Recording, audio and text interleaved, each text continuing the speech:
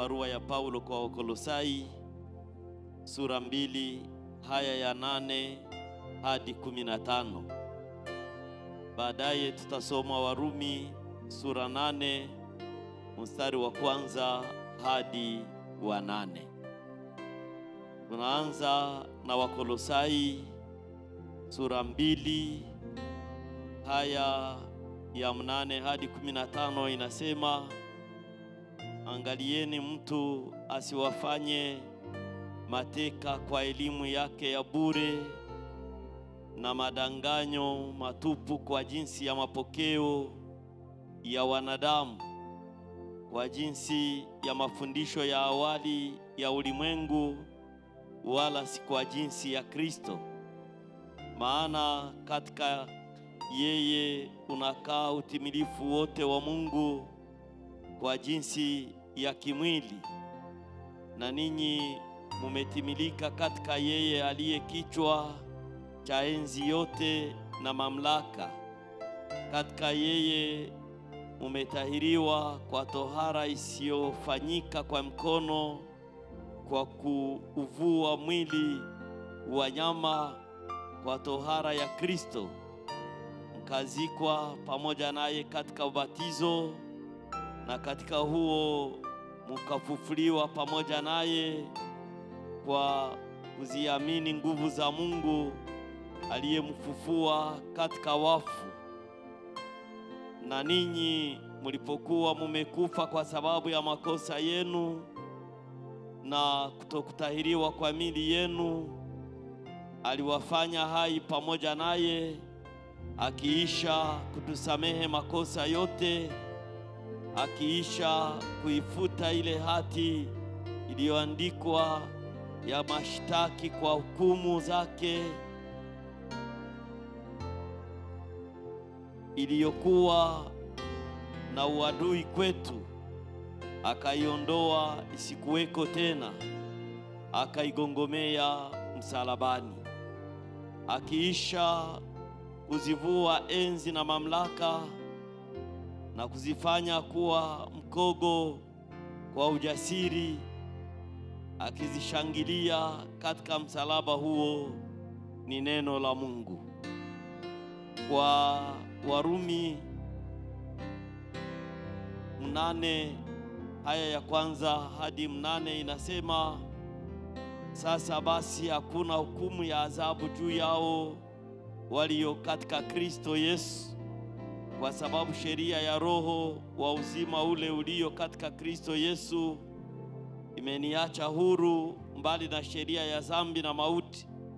Maana yale yasiyowezekana kwa sheria, kwa vile ilivyokuwa dhaifu kwa sababu ya mwili, Mungu kwa kumtuma mwanawe mwenyewe katika mfano wa mwili ulio wa dhambi, na kwa sababu ya dhambi alihukumu dhambi katika mwili, ili maagizo ya Torati yatimizwe ndani yetu sisi tusioenenda kwa kufuata mambo ya mwili, bali mambo ya roho. Kwa maana wale waufuatao mwili huyafikiri mambo ya mwili, bali wale waifuatao roho huyafikiri mambo ya roho. Kwa kuwa nia ya mwili ni mauti, bali nia ya roho ni uzima na amani. Kwa kuwa ile nia ya mwili ni uadui juu ya Mungu, kwa maana haitii sheria ya Mungu, wala haiwezi kuitii. Wale waufuatao mwili hawawezi kumpendeza Mungu, ni neno lake. Amen. Amen. Katika fundisho la leo tunataka kuangalia namna gani Yesu ni suluhisho ya hukumu na mauti kwa ajili ya maisha ya mwanadamu. Yesu kama suluhisho, Yesu kama response, Yesu kama solution kwa ajili ya hukumu na kwa ajili ya mauti. ninataka wakati tunakuwa katika ibada hii,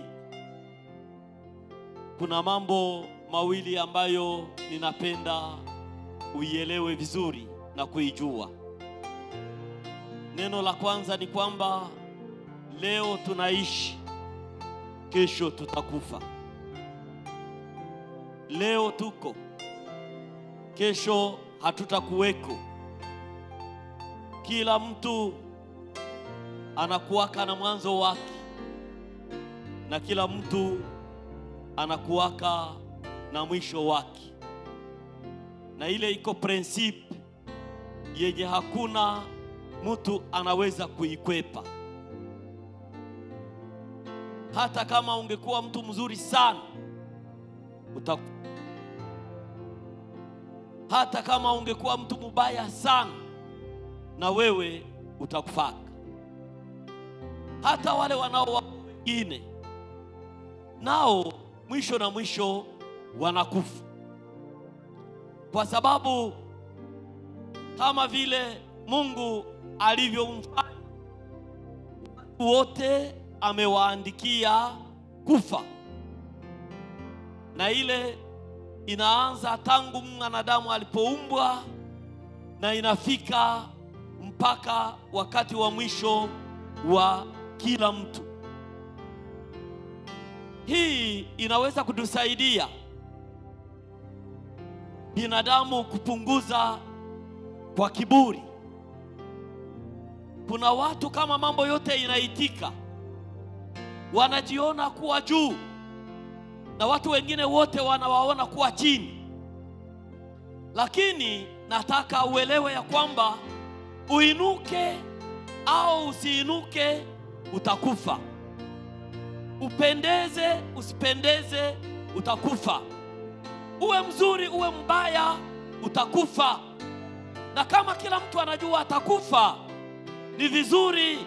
Biblia inasema katika Zaburi ya kwamba Bwana unijalie neema ya kuzihesabu siku zangu, kusudi nipate kujipatia roho ya hekima. Wakati tunasema habari ya kufa, ni habari ambayo kila mtu anaelewa sana. Na zaidi siku hizi inaeleweka sana kuliko labda miaka iliyopita na miezi iliyopita. Ninaona tangu tulipokutanana na hii shida ya nchi, tuligeuza ibada ambayo ilikuwa inaanza 16h30 kuisha 18h. Tukasema hapana, tuingie saa 10, tumalize 17h, kusudi tuwache watu waende nyumbani muda ingali mzuri, giza haiyaingia, wasije wakafu. Leo kama ungepita kwa kavu yote mzima, najua miaka iliyopita, kama ni kwa fete, kama ni kutembea tu, kama ni kwenda kukesha kwa mwenzako, watu walikuwa wanaenda saa ni saa, wanarudia saa ni saa. Uwe na mguu, uwe na gari, utatembea saa unataka.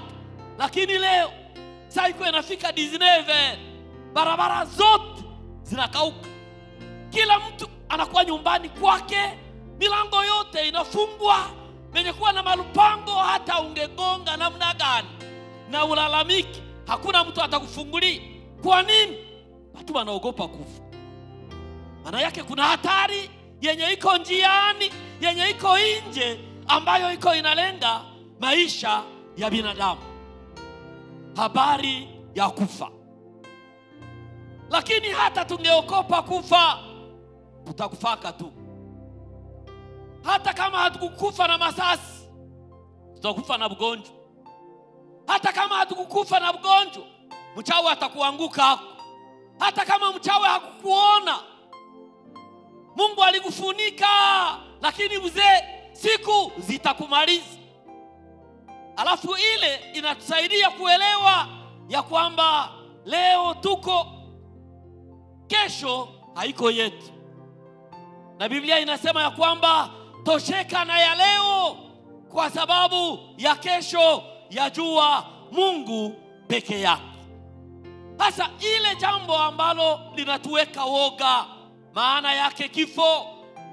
Nataka uelewe ya kwamba ilishakapata jibu, ilishakapata suluhisho, ilishakapata solution, ilishakaregezwa na nani?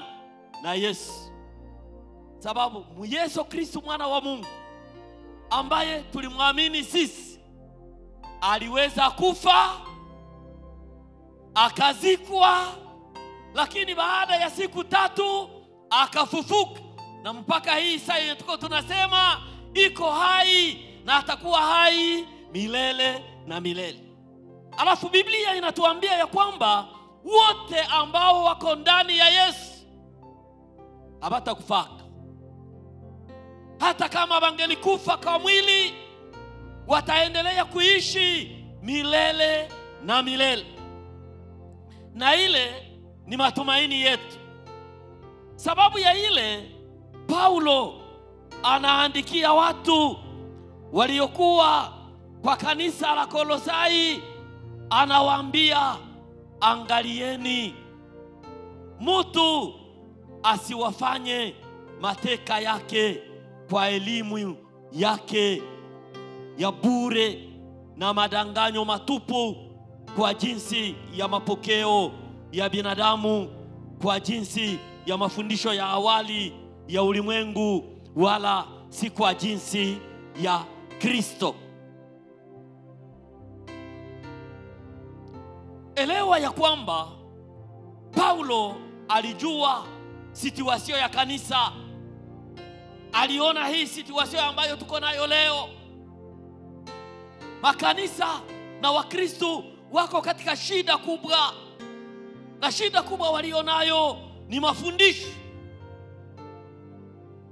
Mafundisho yaliyo mengi yamekwisha kutuchanganyisha. Yote yanazungumzwa kwenye madhabahu, yote inasemwa inatoka kwa Mungu, lakini haifanani, na inatuingiza hapo mchanganyiko. Ndio maana Paulo alipoandikia Wakolosai anawaambia, muwe vigila, mufanye angalisho, faites attention. Mtu awaye yote, atoke mbali au atoke karibu, atoke Ulaya au atoke Afrika, atuambie alikuwa juu ya mlima au atuambie alikuwa analala mkanisa au mumake, mufanye angalisho na aina za mafundisho, kwa sababu kuna watu ambao wanakamata mateka watu wa Mungu kwa mafundisho mabaya. L'église est en otage. Kuna mtu akiwa na mawazo yake, anapenda ipitishe kama Mungu njo anaileta, na vile tuko tunaviona kwa madhabahu. Mtu anafika hapa, anatushitula, anafunga macho, anapiga kri, anasema mbingu zinaniambia wewe Kristo mnyamaze, mnyamaze. Shibote tunakuwa sawa makuku banamwangia mai, tunanyamaza, tuko tunangoya tusikie Mungu anasema nini. Atasema maneno, sasa tunaangalia mu Biblia habiko, vingine anasema vinapingana na Biblia, kisha anasema asema Bwana wa majeshi. Sasa kama hamkufuata ile, manake mko mshidi. Mwezi mmoja, miezi 2 inapita, mwingine anakuja anaingia hapa, anafungula Biblia na anasema tofauti na vile tulisikia jana. Manake vile tulisikia jana, vya juzi yake, vyote viko vinagongana, na mtu ni mumoya, wenjo utaexecute. Ile ndio probleme ya kanisa, mafundisho. Paulo anaambia watu, mufanye angalisho na mafundisho. Mafundisho mabaya inaweza kuharibu hata dhamiri za watu. Mafundisho mazuri ni ile inasaidia watu kuwaelekeza kwa Mungu. Ndiyo maana hata kama watu wangefungua Biblia Musikie tafsiri inatoka wapi. Leo kuna mafundisho ya uongo, sababu pia manabii wa uongo wanatawala na wako wengi. Na hizi siku ambazo nchi yetu iko katika magumu, manabii wa uongo wanayala mara kwa mara. Nyinyi kama Wakristo ninawaeparnye na watu bamingi wanafika kwa biro yangu, wanasema mchungaji, Mungu alituambia uambie kanisa hivi. Na msikiliza, anasema uniambie kwanza nielewe. Anasema. Sasa mimi nasikia na bikompare na Biblia na kutana minaachana. Lakini anataka nimpatie madhabahu afike hapa awaambie mwe. Mimi nasema ndio, ninasikia kama Mungu alikuambia useme na watu, lakini mimi vile vyako haviniingi. Sasa nitakuachiaje madhabahu na haviniingie? Wengine wanakasirika, wanasema Mungu atakuua sababu kuna pinga nabii wa Mungu. Mimi mwambie aende aniue. Nachunga kisi ndakufa malendi wapi, mardi wapi. Naona juma namaliza mwezi na wengine sabako wanakosa kwenye watabisemea kwa madhabahu. Anakamata android yake anaregistre. Nilikuwa katika roho mbele ya Bwana, mbingu zimeniambia kanisa bakongomani mufanye hivi. Kisha wanasukuma sema grupe, ukisikia tu alo group, kisha mwanze kufanya angalisho na maujumbe za vile. Nataka niwaambie, hata ikiwa sisi wote tumemwamini Mungu, lakini sisi wote hatukupewa daraka, hatukupewa responsibility ya kusema kwa ajili ya Mungu. Paulo anasema angalisho, angalie mtu asiwafanye mateka yake. Mtu asiwakamate anotage akiwaletea n'importe quel mafundisho. Na nyinyi mnameza.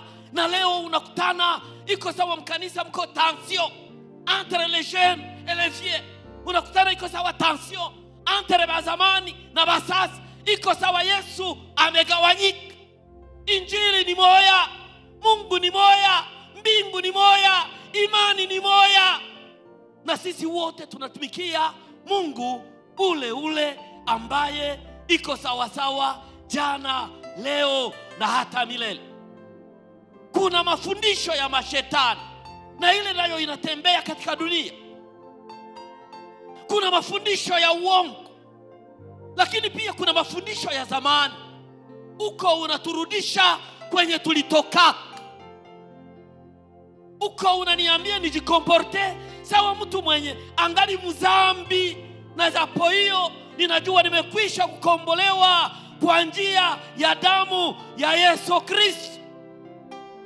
Paulo alikuwa mkali, akasema na watu, anasema kwa maana katika Yesu, kama mafundisho inakuja na inalenga Yesu, tunapaswa kuisikia, kwa kuwa Yesu ndiye, katika yeye unakaa utimilifu wote wa Mungu.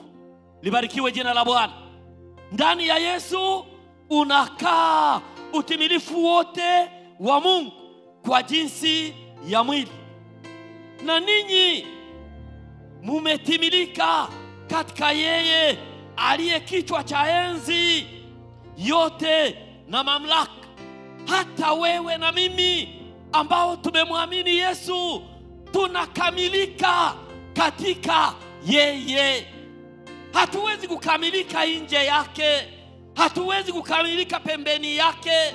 Tunakamilika ndani yake. Katika yeye mumetahiriwa kwa tohara isiyofanyika kwa mikono, kwa kuuvua mwili wa nyama kwa tohara ya Kristo.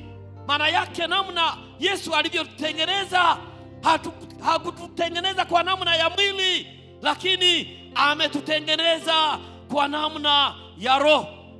Kwa sababu gani? Kwa sababu mukazikwa pamoja na yeye katika ubatizo. Tangu ile wakati tulipomwamini, tangu ile wakati tulipomkubali, tukaitika, tukabatizwa, pale tulikufa pamoja na yeye.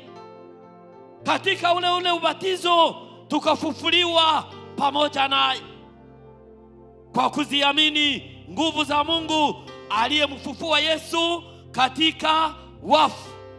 Sababu ya ile, ninyi mlipokuwa mumekufa kwa sababu ya makosa yenu, kwa kutokutahiriwa kwa miili yenu, Yesu ametufanya kuwa hai pamoja na yeye, akiisha kutusamehe makosa yote, akiisha kuifuta ile hati iliyoandikwa kwa kutushitaki kwa hukumu zake, iliyokuwa imetufanya sisi kuwa na uadui na Mungu na uadui na yeye.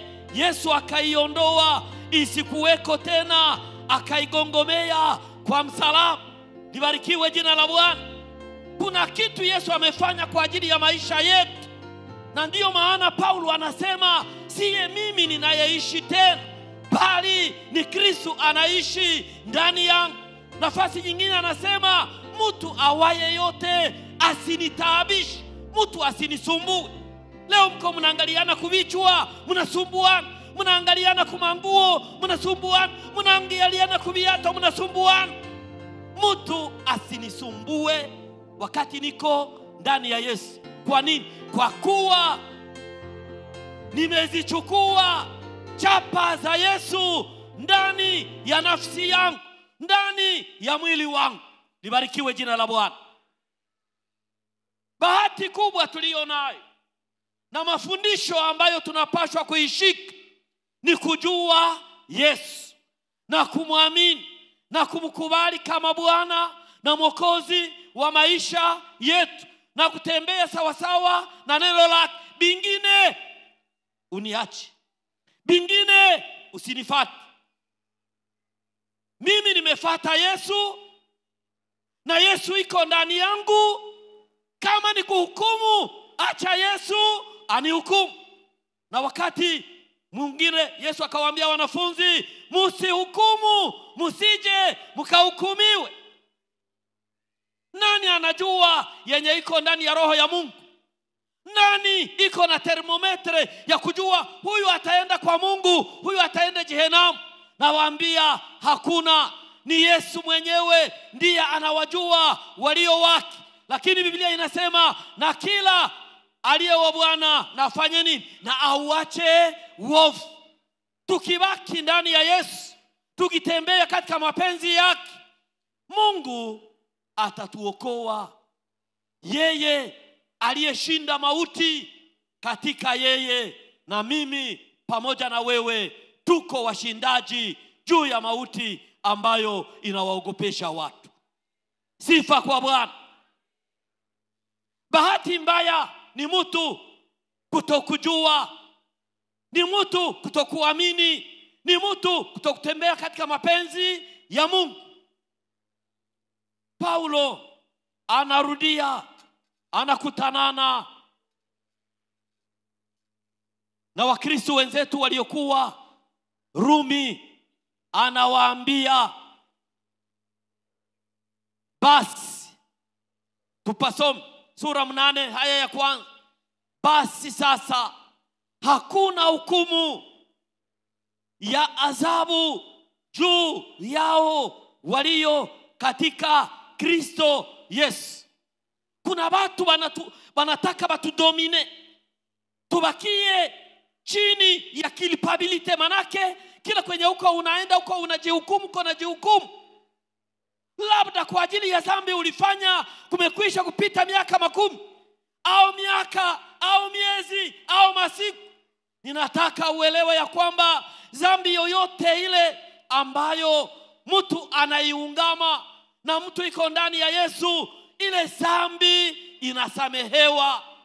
Kama umekiri kwa kinywa, uiseme mwenyewe, uiseme pembeni ya mtu mwingine, au ndani ya moyo wako, na uamue kutotembea katika ile njia, ile dhambi imetundikwa juu ya msalaba wa Yesu na tayari inamalizika. Na wakati ule Paulo anasema hakuna hukumu yoyote ambayo inaweza kuwa juu ya wale walio ndani ya Yesu Kristo. Kuna mara tunapata wahubiri hapa wanataka watukonvenkere kama tunatembea na mikoshi, tunatembea na bala, hauwezi kutembea na mikoshi na Yesu iko ndani yako. Sasa Yesu alikuja kufanya nini katika habari ya msalaba? Alikufa kwa ajili ya nini? Biblia inasema, kama ungerudia pale kwenye tulikuwa, inasema ya kwamba vyote Yesu alivigongomea kwa msalaba. Dhambi, laana, magonjwa, shida za wanadamu, Yesu amezibeba kwa msalaba wake. Na ndiyo maana usisumbue dhamiri zako. Kama ulimwamini Yesu ukabatizwa, ujue ya kwamba wewe ni wa Mungu. Na dunia ikiisha leo na uko ndani ya Yesu, mbinguni utaenda. Sifa kwa Bwana. Tuna shida kwa sababu ya mafundisho. Tuna shida kwa sababu ya kilitire za watu. Tuna shida kwa sababu ya mawazo na mafikiri ya watu. Tuna shida kwa sababu watu namna wamepokea ni tofauti wakati mwingine na maneno ya Mungu. Na watu mko mnataka dunia ya 1910 tuirudishe leo. Mnafikiri itawezekana? 1910 hakukuwa kanisa kama hivi. 1910 watu hawakuvala kama hivi. 1910 watu hawakuishi kama hivi. Kwanza tuko tunasema 1910 wakati wa Yesu ni 1000. Mnajua ile date, mwezi na mwaka hatubiyu. Sababu ya ile imani yetu, nataka kama Wakristo muelewe, imani yetu ijenge tu juu ya Yesu. Vitu vingine tutupe chini. Imani kujenga juu ya Yesu. Sababu Yesu ndio njia, Yesu ndio uzima, Yesu ndio ufufuko. Na anasema wale wenye wako ndani yake hakuna adhabu ya hukumu ambayo itakuwa juu yake. Kwa nini? Kwa sababu ile wakati Yesu alipoenda kwa msalaba, anasema barua za deni na mashtaki ya maisha ya kila Mkristo, Shetani alikuwa ameandika bia mingi juu ya maisha yako tangu unazaliwa mpaka kwenye unafikia, mpaka kuaje yako. Na yuko anasema uko na watu, angalia pase yake, angalia juzi yake, angalia mwaka juzi yake, angalia vile alifanyaka iko mtoto, angalia vile alifanyiwaka na angali mtumbu. Nataka nikuambie, seko na fesa moi ne m'engage pas. Na mbele ya Mungu bienye bali kufanyia weye hauko, dhamiri yako haikushiriki, bila vitu haviwezi kukuangaje. Na ndiyo maana tunakuwaka wakati mwingine katika maisha ya kiroho tunasema tukate vyote zile malie zenye zingeweza kudufunga, au zile vitu vyenye vilifanyika bila sisi habituoni, habituangalii na habiwezi kufunga imani yetu. Tunajua tunafungwa na kimoja, tunafungwa na Yesu Kristo. Ndio anafunga imani yetu. Yeye ndio mwanzilishaji wa imani na ni yeye ndiye atakaye ikamilisha le reste sans objet. Libarikiwe jina la Bwana. Libarikiwe jina la Bwana. Ukiwa ndani ya Yesu hakuna hukumu juu ya maisha yako. Na Paulo anauliza, ni nani atakaye washitaki wateule wa Mungu? Kwa mwisho anasema hakuna. Mungu yeye mwenyewe ndiye awahesabiaye haki. Mungu akuhesabie haki. C'est vrai, nawe nami nous avons un passé. Kuna maisha tuliishi mbele ya hapa. Na Paulo anaisema mzuri kwa sura 7 ya ile Warumi. Anasema ninaishi maisha ya mwili. Ninapotaka kufanya mema, mabaya nisiyoyataka ndiyo yananitokea. Sasa mimi mtu wa ile aina ndaendaka je mbele ya Mungu? Ninaweza kuwa namna gani Mkristo wa kukamilika?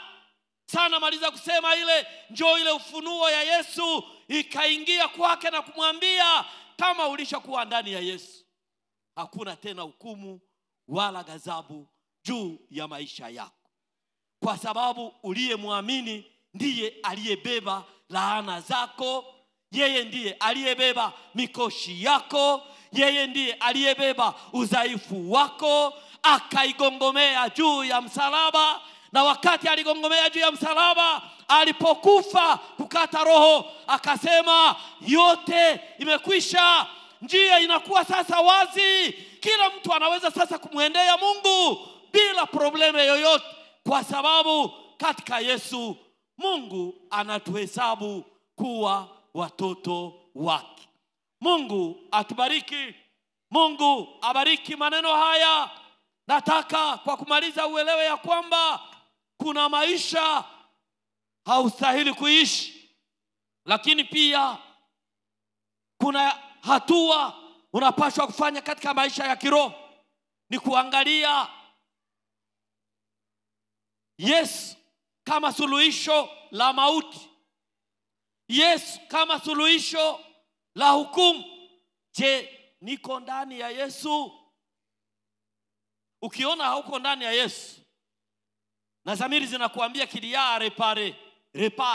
Na sio unamaliza kurepare, imani yako ikuambia ya kwamba hapa niko na Yesu, na wala yale niliyoyafanya mbele haiwezi kuwa obstacle kwa maisha yangu, haiwezi kuwa probleme kwa maisha yangu, haiwezi kuwa kizuizi ya mimi kuingia mbinguni, kwa sababu yale ambayo nilifanya katika ujinga, baada ya kuitengeneza katika Mungu, najua ya kwamba Yesu amenikubali kama mwana wake. Mungu awabariki. Mungu awakubali. Mungu awajalie neema muishi ndani ya Yesu siku zote za maisha yenu. Dunia ijapoharibika, vitu vijapoharibika, mbinguni tutaingia. Amina. Tusimame tuombe Mungu. Tutasimama sisi wote tuombe Mungu. Tutakamatana mikono pale kwenye tunaikala, pale kwenye tunasimama, tushikane mikono. Na wakati tunashikana mikono, ombi letu la kwanza itakuwa kusema, Mungu ninakuomba unichunge na uchunge huyu mtu ambaye ninamshika mkono wake. Hatua hii ya maisha ambayo tunaiishi leo, Mungu utuvukishe hii zoruba ambayo tunaishi ndani yake.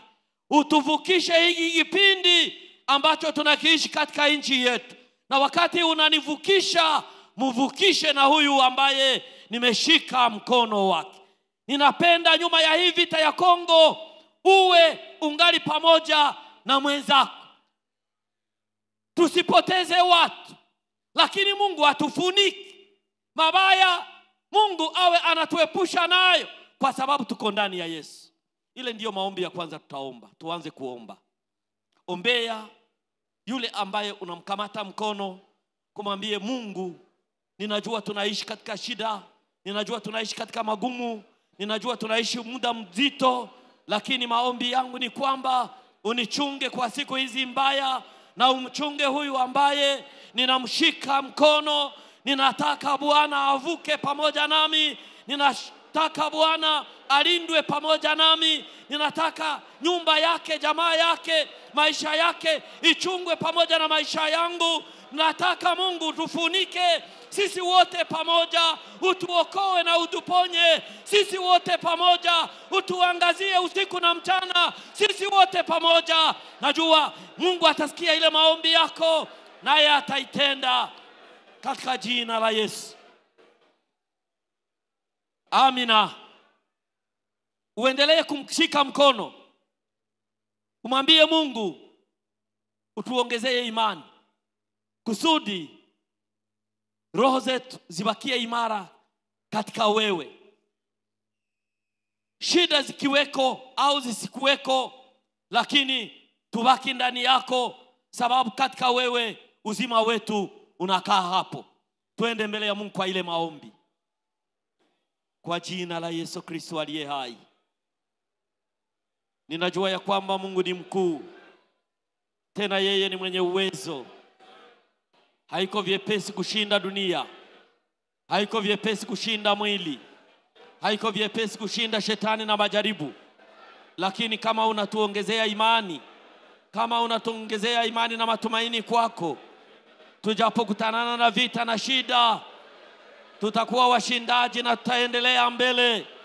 Ndiyo maana ninamuombea huyu baba na mama, kaka na dada, watumishi na wajakazi wote walio katika mkutano huu. Mungu wa mbinguni, unajua vita vya kiroho na mashambulizi ya kiroho juu ya imani ya watu wako ambayo inavuma kila siku inayoitwa leo.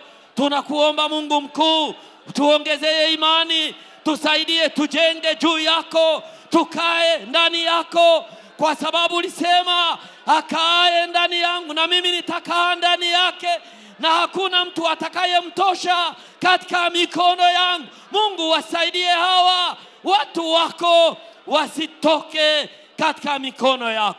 Asante Bwana, sababu tawachunga na kuwatunza, walinde, wachunge na jamaa zao kwa jina la Yesu. Amina. Mungu awabariki. Mungu awabariki tena. Mungu awalinde tena. Mungu awafiche tena. Mungu awafunike tena. Amen.